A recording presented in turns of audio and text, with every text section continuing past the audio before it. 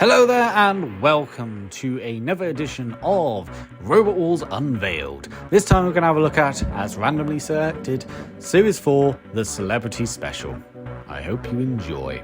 It goes without saying that this is the very first ever Celebrity Special in Robot Wars. The two finalists in this special, Disc-O and Pussycat, would eventually become tag team partners only a year later. For some strange reason, Jonathan Pierce refers to the floor flipper as the Evil Ejector and the flame pit as the Flames of Fury.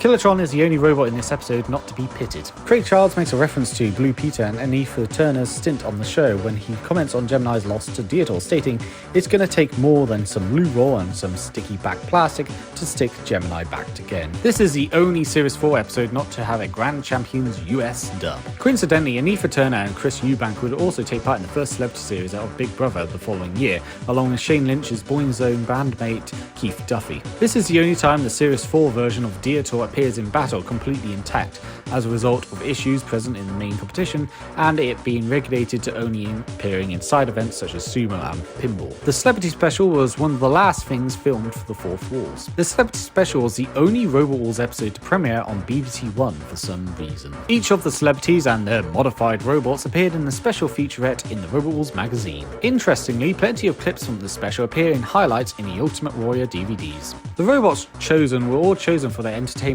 value and design. A more powerful robot like Hypnodisc and Chaos 2 were omitted due to wanting a more varied competition.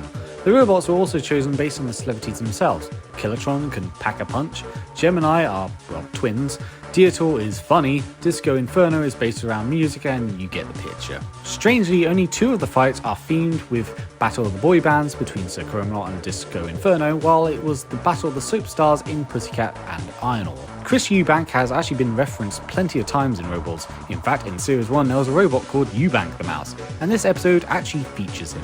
Pussycat's design has stumped many in the past, however, though hard to see, Pussycat is actually decorated with a map of London on it, and had a bag of fish and chips in reference to Adam Woodart's character and EastEnders where the character is from. And finally, the Celebrity Special was the worst rated Series 4 episode, and the only episode to not feature in the top 30 of the BARB rating. And that is it for today. The Celebrity Special, easily the weakest Series 4 episode by far. All the Celebrity Specials suck. I mean, let's be honest now, the Celebrity Specials are not the most interesting episodes in the world. They are essentially just a bunch of celebrities being goofy on the camera and then supposedly taking control of some robots, only to then, hand it over to the Roboteers to actually control them. I do think Battle of the Stars did a better job of having original robots involved, although they're all stock robots. At least then it adds some creativity and design to it. Whereas this one has actual robots. They've been decorated, obviously, goofily. Dietor's got this big glasses and a frying pan on the front. Pussycat's design, I must admit, I thought it was just silver until finding out that it's actually a map of London in reference to the EastEnders beginning, which I think is actually quite clever, all things considered. But none of the fights really were brilliant. I mean, there were some highlights. Obviously, Killatron versus Gemini is destructive and fun. Seeing that boxing glove just get shredded and burst into ball of flames. Dietor being a very surprise winner, beating both Wild Thing and Gemini. Similarly, you have Pussycat, winning a competition, which is kind of cool because I love Pussycat. It's my favorite robot.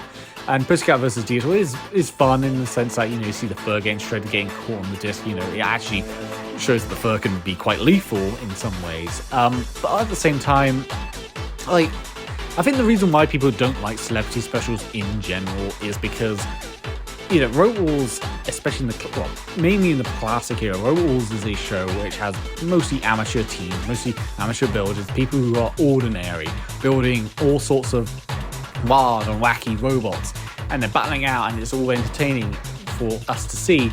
And the Celebrity Special, you just have celebrities pretending to, enjoy robots, pretending to control these robots, and then they immediately hand it over to the Roboteers, which it's just, I don't know, I just don't enjoy it that much. Like I said, there are some highlights here and there. Dietor being a very surprise, finalist. The Gemini and Killatron fight is brilliantly destructive. Another thing that I've noticed is that in this particular special, the house robots seem even more aggressive. I don't really care about the house robots being aggressive. I mean, the house robots are there to entertain, and that's the whole point. But in this particular special, they were like constantly changing the results. Like, I feel like Deotor would have lost in the first round if it wasn't for the house robots just bullying the other opponents and just knocking them out of the way, making sure that certain robots just lost. You know, they flipped, you know, Matilda flipped Kilotron over. You know, it wasn't Gemini that did it, it was Matilda. She barged straight through and just knocked it over. So, you know, I do have mixed thoughts on this because it feels very staged in the sense that a lot of the battles felt like the house robots were determining it. It was all predetermined and all that. You know, and obviously because the Celebrities special was such a bad idea, of course the reboot decided it would be a good idea to bring it back. Because, as we all know, the reboot was very smart in their decision making. That's a joke, by the way. Now, once again, we'll use the randomizer to find another episode to do next time. Now, I will say, Series 4 has the most episodes, over 20 in fact, and is more likely to be picked. However, Series 7 and 3 are also pretty large seasons, so who knows? Let's see.